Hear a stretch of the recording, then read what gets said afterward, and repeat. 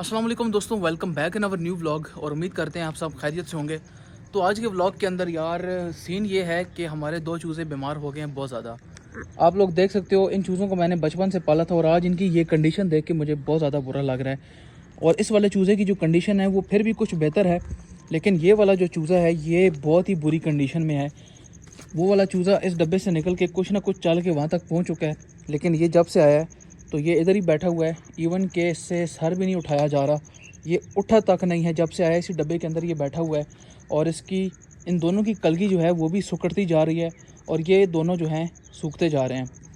तो यार ये बेसिकली एक बीमारी होती है, ऐसा आप समझ लो कि इनका एक वायरस अटैक होता है जो इनको इसी सीज़न में लगता है। और अगर बर वक्त इनकी ये वैक्सीनेशन ना की जाए या इनको दवाई ना दी जाए तो ये नहीं बचते, बहुत मुश्किल होता है इनका। और अब इनकी यही कंडीशन है जो कि मुझे वक्त पे पता नहीं चली और इस वजह से जो है वो इनका ये हाल है। जबकि आपको एक एक्टिव चूज़ा दिखाऊं तो वो इस तरह का होता है, उसकी कलगी लाल होती है और माशाल्लाह बिल्कुल जो सेहतमंद होता है वो इस तरह का होता है। लेकिन आप इसकी कंडीशन देख सकते हो, इसकी आंखें भी नहीं खुल रही और इसकी कलगी जो है वो भी बिल्कुल सूख चुकी है, बिल्कुल इसका रंग पीला पड़ चुका है और चूज़ा भी सूख गया है। यार इनका ये एक सीज़न होता है, तकरीबन एक महीने में इनकी कोई 12 से 13 बार इनकी वैक्सीनेशन होती है, तब जाके ये चूज़े बचते हैं। और ये वैक्सीनेशन जो है वो अंडों वाली मुर्गियों की जाती है जो फार्म्स में होती हैं, या देसी चूज़ों की जाती हैं। जबकि ये जो चूज़े होते हैं ये एक नॉर्मल चूज़ा होता है जिनको वैक्सीन लगाए बगैर मार्केट में सेल कर दिया जाता है। और इसी वजह से आपको बहुत ज़्यादा ये लोगों के मुंह से सुनने को मिलता है कि हमसे ये वाले चूज़ा नहीं पलते, या ये मर जाते हैं या ये बीमार ही रहते हैं। तो इनकी बीमारी का जो पीछे मेन मसला है वो यही होता है कि इनकी वैक्सीनेशन की नहीं जाती, जिसकी वजह से थोड़े बहुत डिसऑर्डर इनके अंदर रह जाते हैं। अगर 5 चूज़े लेके आओगे तो 2 बचेंगे, बाकी 3 मर जाएंगे। या अगर इनकी बहुत ज़्यादा केयर की जाएगी तो 5 में से 4 बच जाएंगे, लेकिन एक तो फिर भी मरेगा ही मरेगा। ये तो इनकी कोई रेशो होती है। आपको याद होगा दोस्तों, मेरा ये वाला जो फिलहाल हेल्दी और एक्टिव चूज़ा है, इसकी कंडीशन पहले बहुत ज़्यादा ख़राब होती थी और 5 चूज़ों में से सिर्फ यही एक चूज़ा था जो हर वक्त बीमार रहता था। और इसके बचपन से ही कोई डिसऑर्डर था जिसकी वजह से इसकी जो लेग्स थी वो बहुत ज़्यादा कमज़ोर थी और ये खड़ा नहीं हो पाता था। और जहाँ तक मुझे लगता है कि ये एक मुर्गी है, मुर्गा नहीं है, जो कि बहुत जल्द इंशाल्लाह अंडे देने वाली है। लेकिन इसकी कंडीशन इतनी ज़्यादा ख़राब होती थी कि इसे खड़ा नहीं हो जाता था। तो मैंने इस मुर्गी को अपने वालिद साहब को दिखाया था। उनको मुर्गियों वाली फील्ड में काफ़ी ज़्यादा एक्सपीरियंस था क्योंकि उन्होंने बहुत ज़्यादा फार्मिंग की थी इसकी, तो उनको बहुत ज़्यादा एक्सपीरियंस था। उनको मैंने ये मुर्गी दिखाई थी, उन्होंने बताया था कि ये खड़ी नहीं हो पाएगी अब अपने पाँव पे, तो लिहाजा आप इसको ज़बह करवा लो जाके, या अगर ज़बह नहीं करवाया तो ये सारी ज़िंदगी ऐसी ही रहेगी। लेकिन मैंने कहा नहीं, कोशिश करते हैं अपनी। तो इसको भाई पराठे खिलाए हैं, रोटियां खिलाई हैं और अभी माशाल्लाह सिर्फ यही एक एक्टिव है और बाकी दोनों जो हैं वो बीमार हैं। मैं सोच रहा हूँ अभी जाकर उनको ज़िबा करवा लेता हूँ, क्योंकि अगर ये ऐसे मर गए तो वो ज़्यादा दुख है, लेकिन ज़िबा करवाने का इतना दुख नहीं होगा। मैंने इन दोनों चीज़ों को मेडिसिन भी दे दी है जो कि मुर्गियों की सबसे अच्छी मेडिसिन होती है और बहुत अच्छा वो फार्मूला है जो कि मैं ऑलरेडी आपको बता चुका हूँ। लेकिन अगर फिर भी किसी को नहीं पता तो मैं बता देता हूँ। एक पैनाडोल की छोटी सी गोली और साथ में एक कैप्सूल, एमोक्सिल कैप्सूल 500 मिलीग्राम का भी ले सकते हैं और इससे कम भी ले सकते हैं। उनको मिक्स करके आपको इनको दे देना है। जितनी इनकी बीमारी तेज़ है उतना कम पानी डालना है और इनको पिला देना है। तो ये बहुत अच्छा फार्मूला है। मैंने अपने कई चूज़े इसी फार्मूले से ठीक किए हैं। इनकी कंडीशन इतनी ज़्यादा ख़राब थी कि वो लगता नहीं था वो सुबह तक बच पाएंगे, लेकिन वो फार्मूला जब मैंने उन्हें दिया है तो माशाल्लाह बिल्कुल फिट फाट हो गए थे। लेकिन अभी आप लोग ये भी सोच रहे होंगे कि अगर वो फार्मूला इतना अच्छा है तो फिर इन पे ये काम क्यों नहीं कर रहा, जबकि 2 चूज़े आपके पहले से ही बीमार हैं।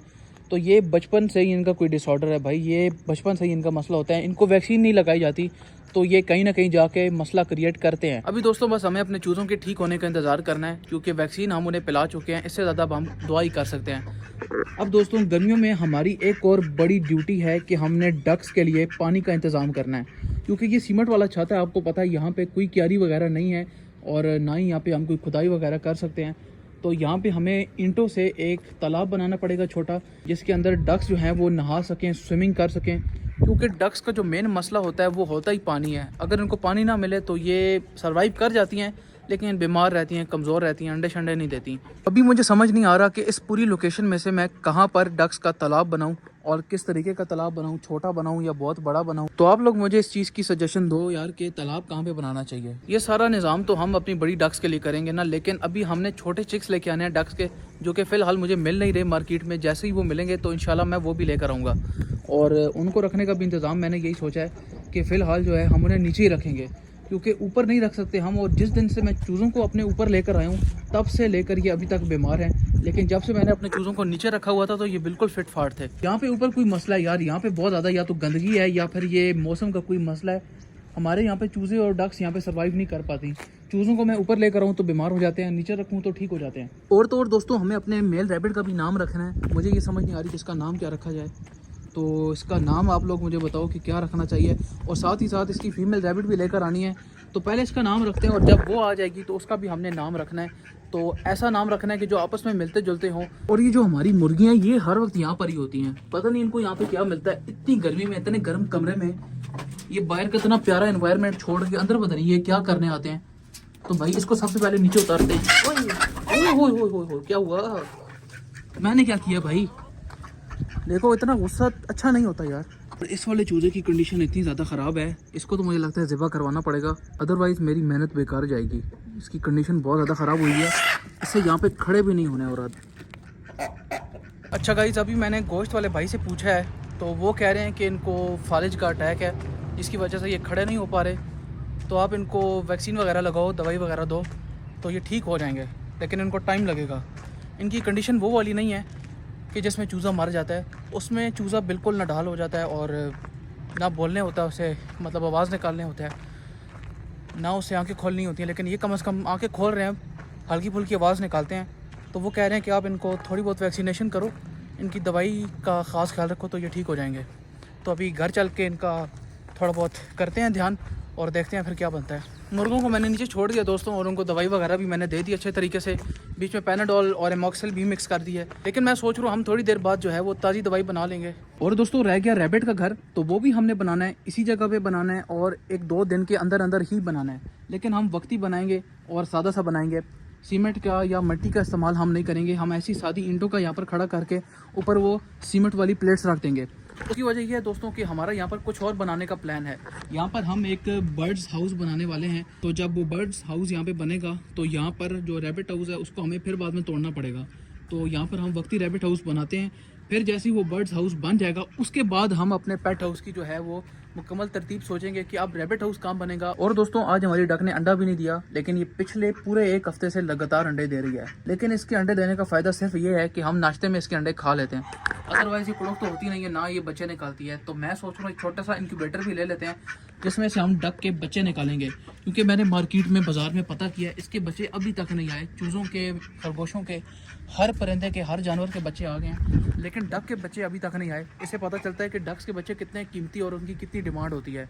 तो मैं सोच रहा हूँ कि छोटा सा इंक्यूबेटर ले लेते हैं जिसमें हम खुद डक के बच्चे निकालेंगे, जो हम आगे सेल भी कर देंगे और कुछ रख भी लेंगे। लेकिन दोस्तों ये सारे के सारे काम फ़िलहाल पेंडिंग हैं। अभी मुझे सिर्फ और सिर्फ टेंशन है अपने चूज़ों की। अल्लाह खैर करे वो सुबह तक ठीक हो जाएं। अगर ठीक हो गए तो बहुत अच्छी बात है, लेकिन अगर ठीक ना हो पाए तो कल मुझे उन्हें ज़िबा करवाना पड़ेगा। इसके अलावा मेरे पास और दूसरा कोई ऑप्शन नहीं है, क्योंकि ज़िबा ना करवाया उनकी कंडीशन मज़ीद ख़राब हो गई तो फिर वो मर जाएंगे। मिलते हैं फिर दोस्तों अगली वीडियो में, और आप सबको ईद मुबारक इन एडवांस। नए आए हो तो फॉलो कर लो, वीडियो अच्छी लगी है तो लाइक कर लो, और हमें इजाज़त दो। अपना बहुत सारा ख्याल भी रखो। अल्लाह हाफिज़।